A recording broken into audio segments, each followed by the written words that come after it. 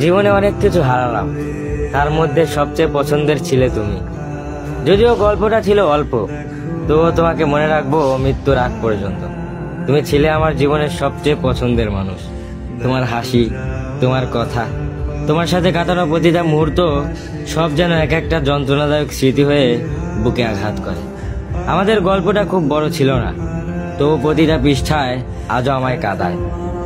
আলো আধারের মাঝে একটা সম্পর্ক, যেখানে তুমি ছিলে আলো, আমি ছিলাম ছায়া। আজ তুমি নেই, তবুও প্রতিদিন তোমায় খুঁজি। হাজারো ব্যস্ততার মাঝে মনে পড়ে যায় তোমার ছোটখাটো কথা, সেই চুপচাপ থাকা, কিছু না বলেও অনেক কিছু বলে ফেলা। বিশ্বাস করো, এই হৃদয়টা কারো জন্যই আর জীবিত হবে না, কারণ সত্যিকারের ভালোবেসেছিলাম তোমায়। তোমার জায়গাটা আর কেউ নিতে পারবে না। আজও তোমায় ভালোবাসি, তোমাকে মনে রাখবো মৃত্যুর আগ পর্যন্ত।